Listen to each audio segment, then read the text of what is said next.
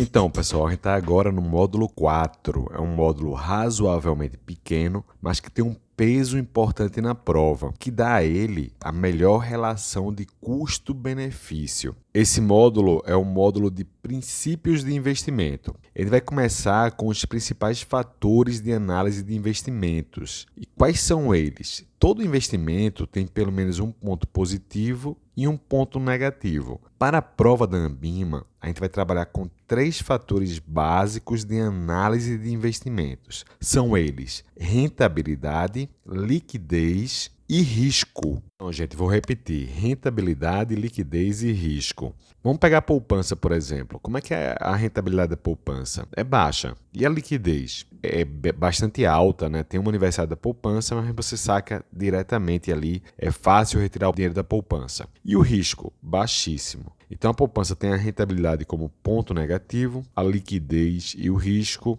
ambos são pontos positivos. Vamos pegar investimento direto em ações. Rentabilidade, perspectiva sempre boa, de alto rendimento, por isso que as pessoas aplicam em ações, senão não aplicariam. Liquidez, depende muito da ação, tem ação mais líquida, menos líquida. De qualquer forma, o dinheiro não vai para a conta na mesma hora, tem um tempo ali para liquidar as ações. Então, é mais baixa do que a poupança, por exemplo. E o risco é elevadíssimo. Então, o investimento direto em ações tem a rentabilidade como ponto positivo e o risco como ponto negativo. A liquidez fica aí a discutir. Então, para finalizar, quais são os 3 fatores de análise de investimentos? Tem até uma questão que caía na prova, não sei nem se está caindo ainda, que era para marcar dentre várias possibilidades a alternativa correta. E seria rentabilidade, liquidez e risco, não esqueçam.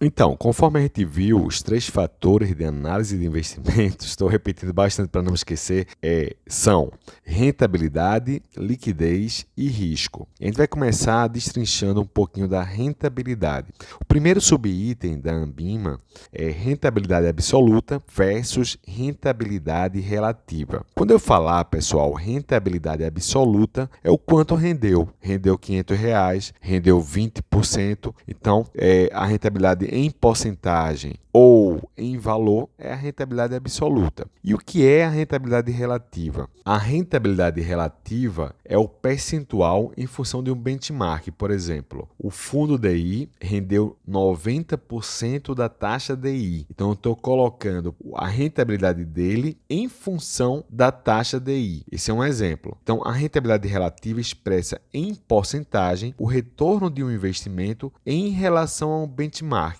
Então, por exemplo, a taxa DI é um dos benchmarks mais usados para investimento, mas pode ser a taxa Selic, pode ser um índice de preço, aquele título rendeu 90%, por exemplo, do IPCA ou 120% do IPCA. Quando eu comparar com outro indicador, então a rentabilidade é relativa. Na prova, cai algumas questões que mostram 2 rentabilidades. Um fundo rendeu 10, outro 15. Quem é que teve a maior rentabilidade absoluta? Obviamente que foi o fundo que rendeu 15. E depois mostra a rentabilidade dos benchmarks. Então, se aquele fundo rendeu 15 e o benchmark dele rendeu 16, ele foi bem pertinho do benchmark dele, rendeu mais de 90% do benchmark. Mas se o outro, por exemplo, rendeu 10 e o benchmark rendeu 10, ele rendeu igual ao benchmark e rendeu 100%. Então, mesmo tendo uma rentabilidade absoluta menor, por exemplo, ele teve uma rentabilidade relativa ao benchmark maior do que o fundo que rendeu 15%. A prova trabalha com alguns quadrinhos para que a gente compare rentabilidade absoluta, que é o total que rendeu, e rentabilidade relativa, que é quanto rendeu em relação ao benchmark. Tem mistério não, é fácil se cair na prova.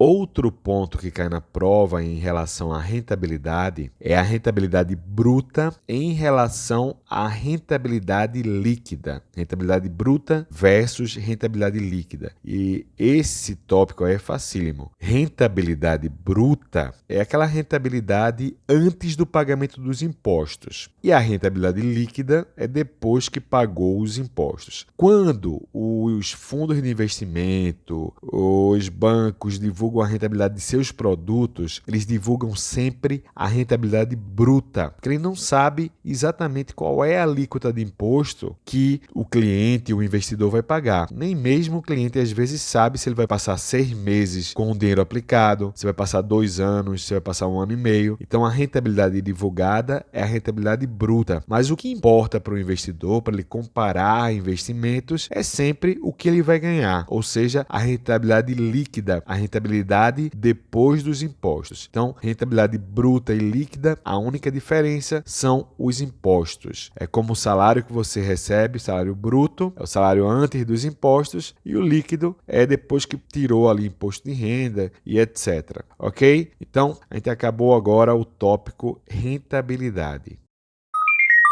Vamos lá, o item agora é liquidez, é o segundo fator de análise de risco. Liquidez é a capacidade do ativo se converter em poder de compra.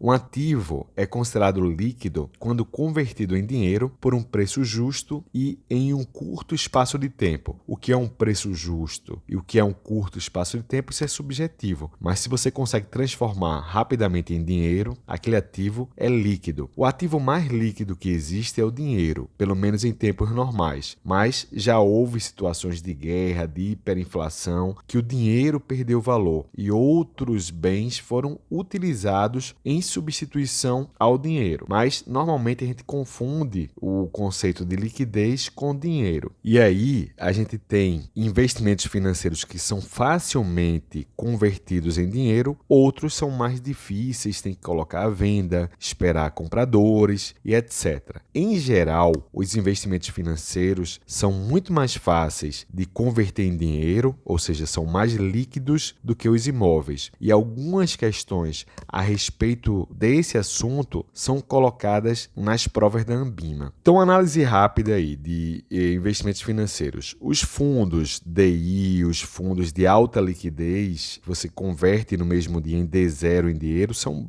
como eu já falei, alta liquidez, são bem líquidos. A poupança, ela tem um aniversário para gozar da rentabilidade, né? Você precisa esperar um mês para ganhar o rendimento, mas pode sacar a qualquer momento, também tem uma excelente liquidez. As ações têm um tempo de conversão, né? E alguns fundos de ações também tem um tempo de você resgata hoje e só vai receber em D+3 ou D+4, depende lá do fundo. Então tem uma liquidez mais reduzida. E falando não de fundo de ações, voltando para as ações, algumas ações não têm tantos compradores. E esse é um conceito importante. A liquidez depende do número de compradores. Isso, em algumas situações de prova, a gente vai ver que quando tem diversos compradores, eles vão dar lá como risco de mercado, e quando a questão fala que tem pouquíssimos compradores e tal, e o preço caiu, o risco ali envolvido é o risco de liquidez, tá? Isso a gente vai ver melhor na parte de riscos. Mas vamos lá. É importante saber que a liquidez de um ativo depende do número de compradores e que a liquidez ela muda com o tempo. Tem ações que são extremamente líquidas e que depois a empresa vai declinando, e quando você coloca a venda não tem tantos compradores,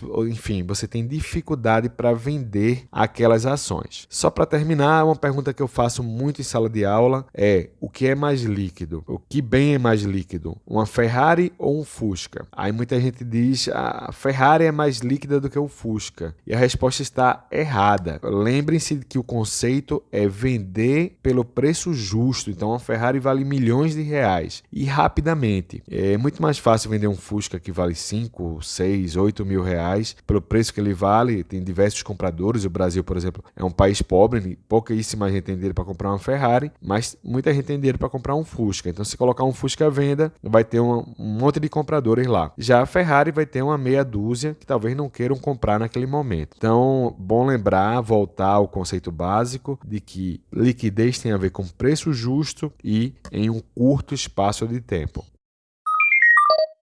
Risco. O que é risco, pessoal? Existem várias definições de risco. Eu me lembro que há quase 20 anos atrás, quando eu redigi a minha dissertação de mestrado na área de finanças, trabalhei com risco de crédito, o primeiro capítulo era só para definir risco. Eram várias definições de vários autores. Mas para a prova da Anbima, a gente não vai se preocupar tanto com isso. Por quê? Porque só tem uma definição que cai na prova. Risco é a possibilidade de o retorno esperado esperado não se confirmar. Então, decorem isso aí. Possibilidade do retorno esperado não se confirmar. Na poupança, por exemplo, que a gente espera ganhar 70% da taxa Selic e mais a TR, é quase certo que ele vai se confirmar. Já nas ações, que a gente tem expectativas bem elevadas, a possibilidade do retorno esperado não se confirmar, ou seja, o risco, é bem elevado. Detalhe importante aí que a gente vai deixar logo nesse primeiro momento de risco. Quanto maior o risco de um investimento, por exemplo, ações, maior o retorno esperado. Se o risco é baixo, como por exemplo na poupança, o retorno esperado também é baixo. Risco e retorno esperado andam de mãos dadas. Não existe risco baixo com retorno alto, nem risco alto com retorno baixo, porque os agentes são racionais.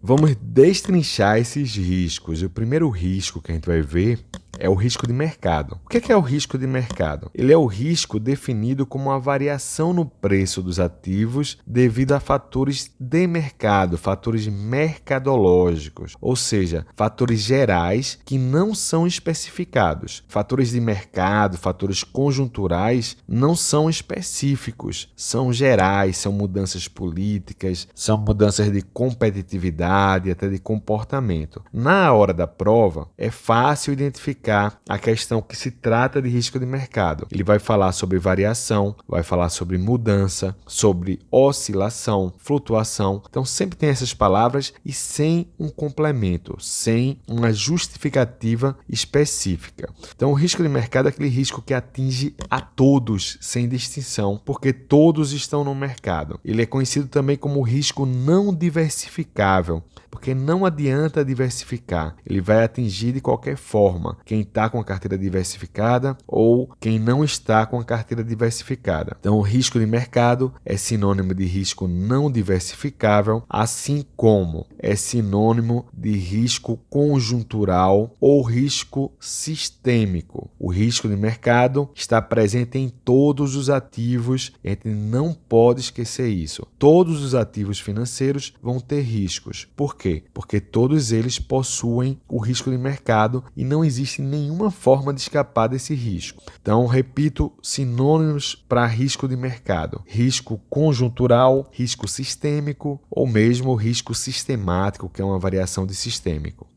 Risco de mercado externo é um subitem do risco de mercado. O que é que tem a ver o mercado externo com o mercado interno? Variações na taxa de câmbio, mudanças no cenário macroeconômico mundial, riscos geopolíticos específicos de cada país, questões legais, questões regulatórias, tributárias. Tudo isso vai influenciar os preços não só no país de origem, mas em todo o mercado. É bom lembrar que toda a economia hoje está conectada como uma grande rede. É isso que fala a teoria do caos. Quando uma borboleta bate uma asa no extremo oriente, ela pode deslocar uma massa de ar que, em última instância, causaria um furacão no ocidente. Isso é um exagero, claro, da teoria do caos, mas o fato é, qualquer evento externo, ele tem uma influência aqui no mercado interno de menor ou maior proporção. Então, a mudança política no Partido Comunista Chinês pode derrubar o preço das ações no Brasil, por exemplo,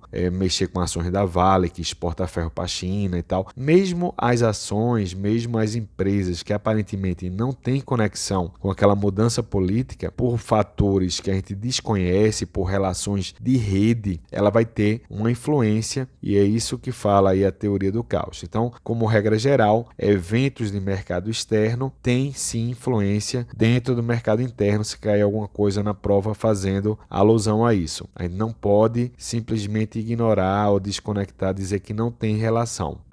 Risco de crédito. O risco de crédito ele é bem simples. Ele é o risco associado à inadimplência, ao não pagamento das obrigações, seja as obrigações formadas ou pelo principal, o valor emprestado, ou pelos juros. Deixou de pagar um, deixou de pagar outro, ou deixou de pagar os dois. Se o emissor de um título não pagar a sua dívida, ele vai estar inadimplente. Os títulos públicos federais são considerados os investimentos, os ativos de menor risco de crédito. A palavra crédito vem do latim credere, que significa acreditar. Então a gente empresta, a gente compra títulos de empresas, de governos que a gente acredita. Caso ele venha a não pagar os juros, o principal ou ambos, ele, o emissor, estará inadimplente. Em relação ao risco de crédito, eu destaco o seguinte: não existe risco de crédito no investimento em ações. E isso é muito trabalhado dentro das provas. Ações não têm risco de crédito. Todos os investimentos vão ter os 3 riscos: risco de mercado, que todos têm, risco de crédito e risco de liquidez. Porém, as ações serão a única exceção na prova, ou seja, para a prova da CPA 10, todos os investimentos têm os 3 riscos, com exceção das ações que não possuem risco de crédito. Por quê? Quando eu invisto em ações, eu sou sócio da empresa. Se a empresa der lucro, vou receber. Se ela der prejuízo, não vou receber os dividendos. Ou seja, a empresa não tem compromisso de me pagar um valor fixo,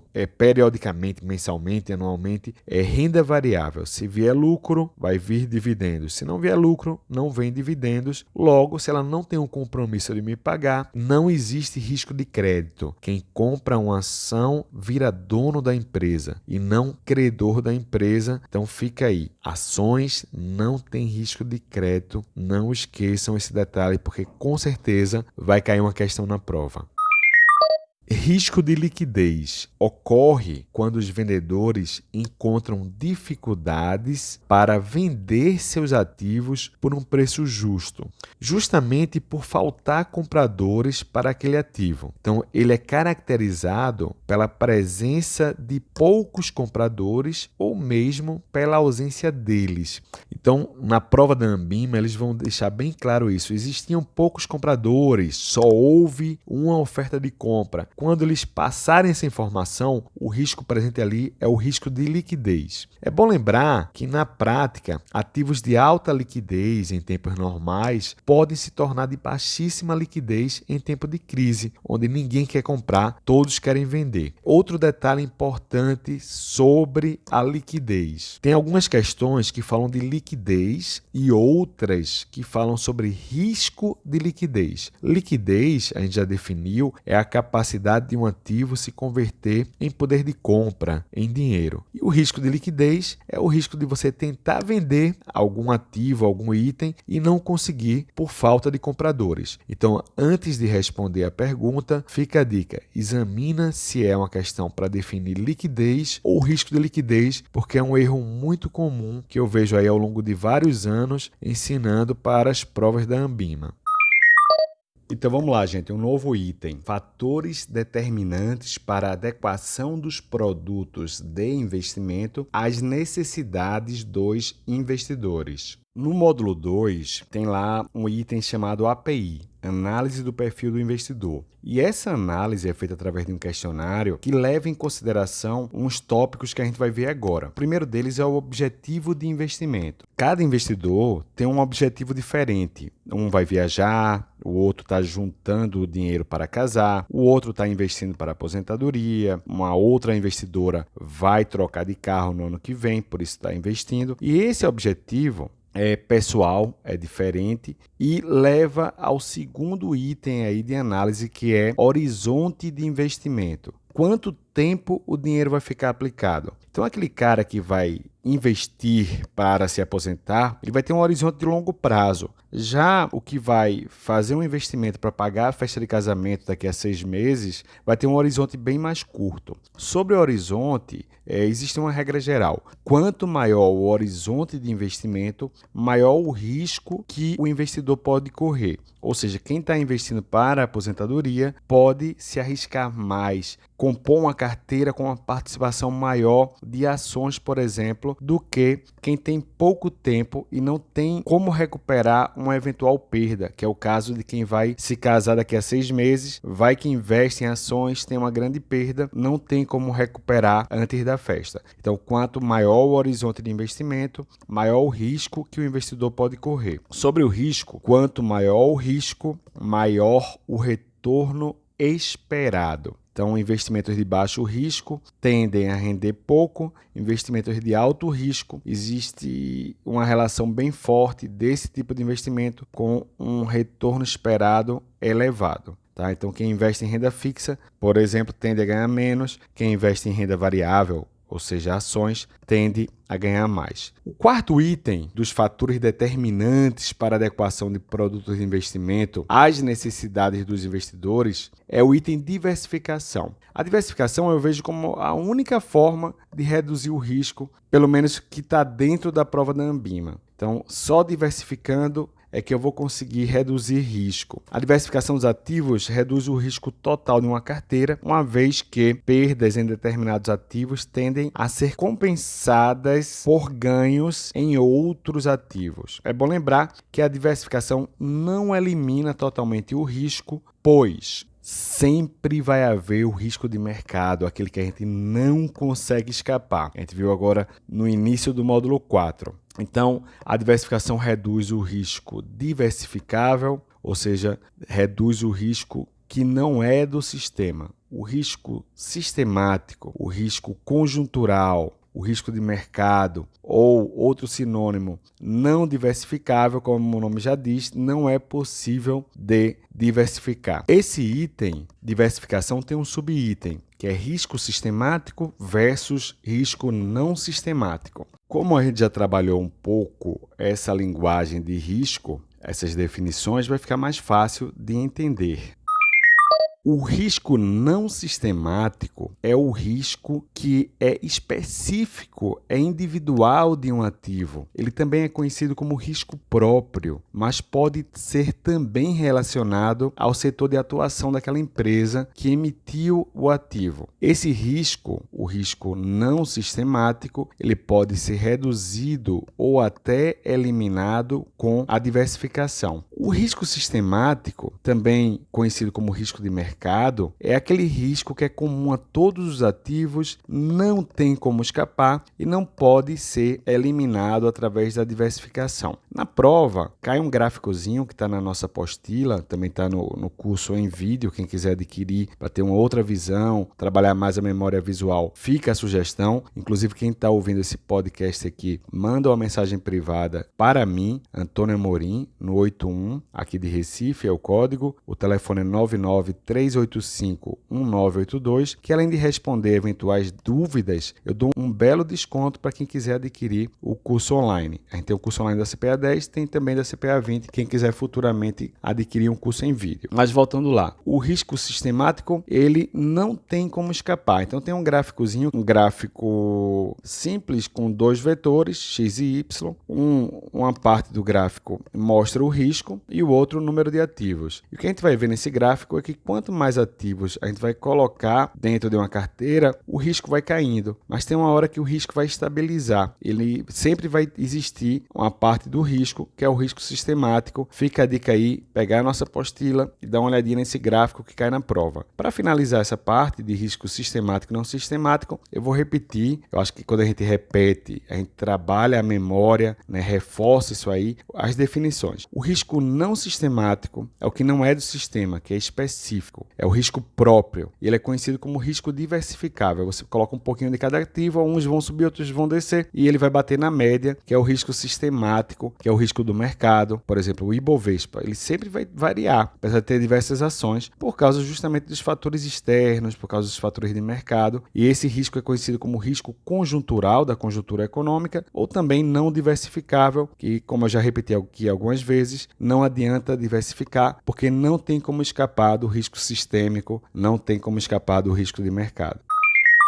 O quinto subitem aí de adequação é um subitem que entrou depois na prova da Ambima, eu diria que é um item mais recente, que é finanças pessoais. Ele tem vários subtópicos. Então, o primeiro subtópico é o conceito de orçamento pessoal e familiar, receitas e despesas, fluxo de caixa e situação financeira. Para avaliar financeiramente uma família ou um investidor de forma mais aprofundada, é necessário entender o seu fluxo de caixa, ou seja, o que entra entra e sai do seu caixa pessoal ao longo do tempo. O fluxo de caixa, normalmente ele é representado num vetor de tempo. Entrou X agora, esse mês, no mês que vem vai sair Y, e aí você tem uma ideia de quanto a família recebe, quanto ela gasta, quanto vai precisar desembolsar, quanto vai poder aplicar. E entendendo a situação financeira do investidor, da família que a gente está tratando, o valor do superávit mensal, as suas necessidades, entre outros fatores, o consultor poderá adequar melhor os produtos financeiros de acordo com os critérios de rentabilidade, risco e liquidez que melhor se adapte à individualidade do investidor. O fluxo de caixa individual ou mesmo familiar é realizado colocando as despesas e receitas mensais em uma planilha, por exemplo, assim como suas rendas extras, eventualmente aluguéis que ele tem a receber e necessidades de pagamento eventuais para ter um perfil mais adequado. Então a gente vai ter uma visão do quanto aquela família ganha, quanto ela gasta, quando ela vai ganhar, quando ela vai gastar. Esse é o fluxo de caixa e, consequentemente, uma visão da situação financeira para melhor adequar os produtos. O outro subitem fala sobre o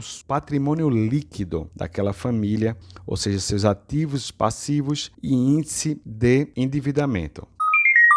Vamos lá, patrimônio líquido, ativos e passivos, índice de endividamento. Renda e patrimônio são conceitos diferentes. A renda é dinâmica, é o que eu ganho mensalmente, por exemplo, e o patrimônio é a riqueza que eu acumulei. Então, uma pessoa com a renda mais baixa, por exemplo, pode ter um patrimônio superior ao de uma pessoa de uma renda mais elevada, simplesmente por ter tido mais superávit, ou seja, juntado mais dinheiro e composto um patrimônio maior. Dentro desse item tem a definição de ativos e passivos. Eu vou tentar definir de uma forma bem simples. Para um investidor, pessoa física, os ativos são os seus bens, ou seja, imóveis, automóveis, saldo de aplicação financeira, valor disponível em conta corrente, que ele tem dinheiro em casa, por exemplo, entre outros. Já os passivos são as suas dívidas, as parcelas a pagar do carro financiado, a dívida que aquele indivíduo tem com o cunhado, o saldo devedor da casa, parcelas de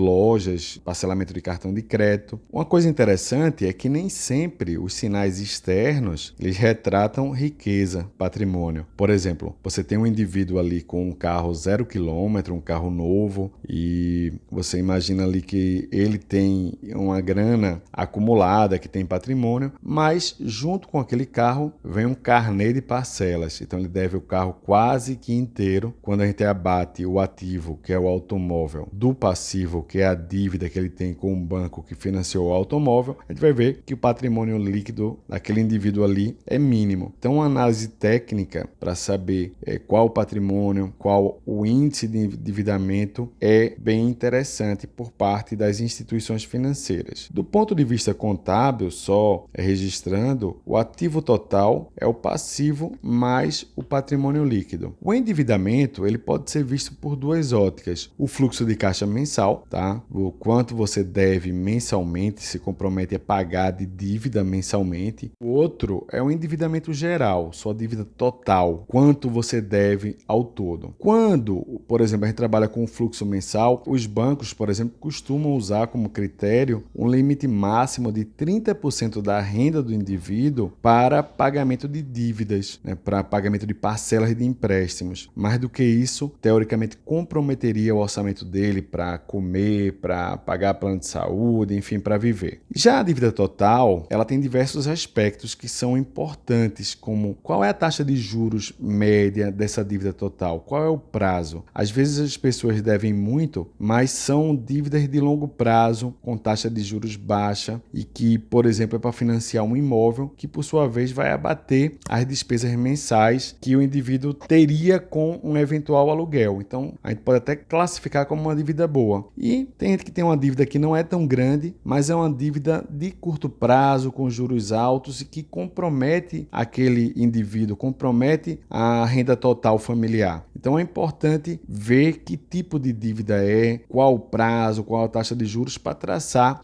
um perfil mais completo do cliente, do investidor, e fazer uma melhor adequação dos produtos de investimento em relação à liquidez, em relação à rentabilidade. Para terminar esse item, a gente vai ver agora o grau de conhecimento no mercado financeiro. É um ponto que, por exemplo, está dentro daquele questionário do API. Quanto aquele investidor tem de experiência no mercado financeiro, quanto ele tem de formação. Esse item, inclusive, ele é regulado pela CVM através de uma instrução de suitability, que, se eu não me engano, é a instrução 539 da CVM. Ao adequar os produtos de investimentos para os seus clientes, o consultor deve considerar a percepção e o conhecimento dos seus clientes acerca dos produtos financeiros, devendo evitar indicar produtos em que os investidores não tenham experiência ou mesmo que não possam entender os seus riscos. Produtos financeiros mais elaborados, mais sofisticados, mais difíceis de entender, devem ser oferecidos para investidores com mais conhecimento e mais experiência. Então tá aí o porquê daquele item no API. Quem não tem experiência normalmente vai ser classificado, pelo menos dentro desse item, dentro de um perfil mais conservador.